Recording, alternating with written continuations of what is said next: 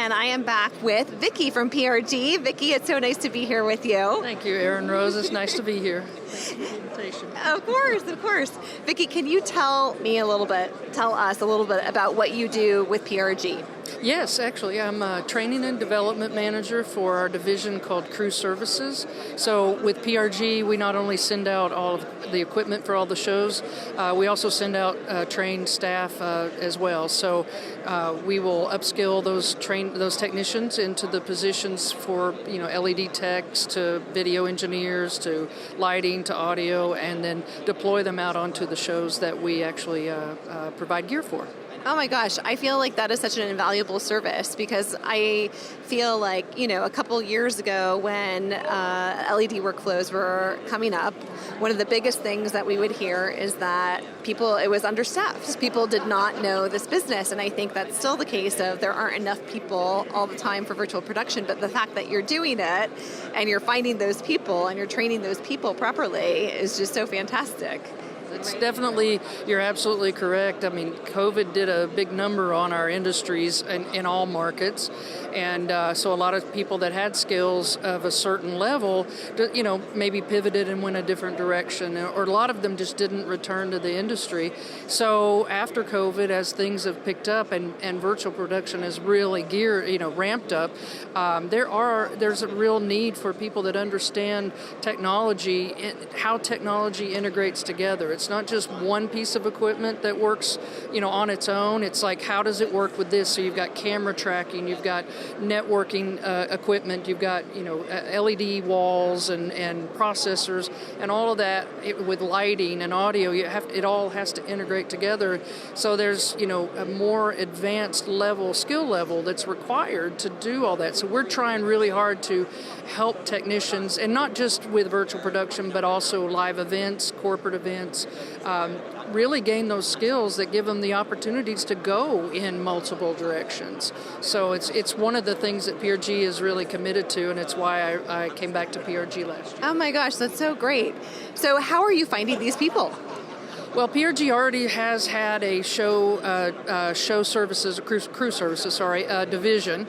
So for a long time, PRG has been staffing folks. So we do regular recruiting events. We try to make sure that when we're going to schools, reaching out to universities, and just making that the program known. We have internships as well. So trying to develop plant seeds, if you will, future talent that are maybe graduating in a year or so. Hey, these are some opportunities that you might want to explore when you get out, and PRG is a great place to do that, a safe place to do that. You can come and ask your questions and really explore what direction is best suited for me. So we try a lot of different ways to reach people and work with the talent that is in our labor pool already and identify their skills, doing skills assessments and trainings and things like that to really understand who they are, what suits them, and help them kind of move on up into the higher level positions. Yes.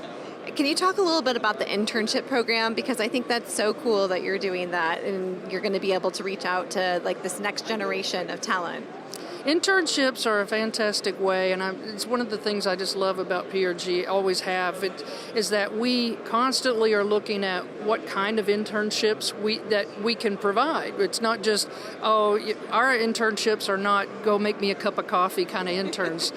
We actually have our interns working side by side with people that are doing the work on a daily basis. So those skills that are getting transferred basically to this, the younger generation that are coming up learning those skills directly from the people that have the knowledge.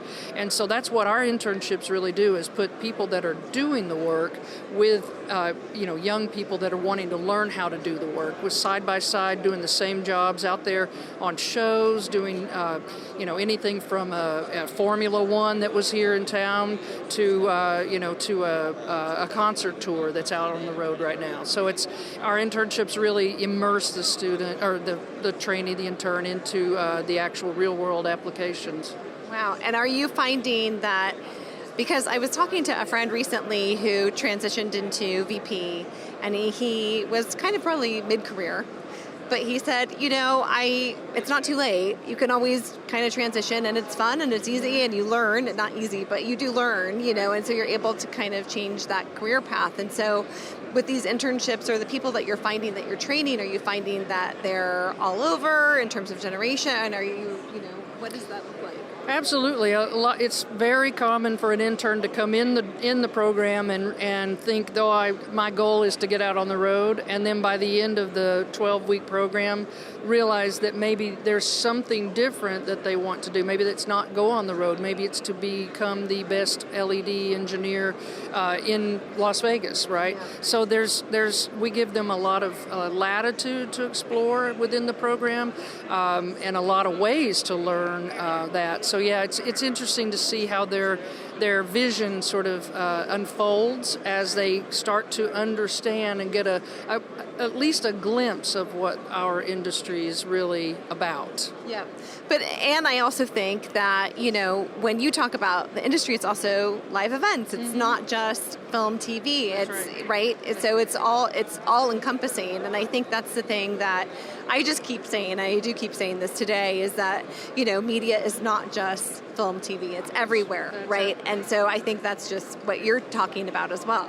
That's absolutely right. There's several companies here at this show that are also have just as strong a presence in the live events markets as well.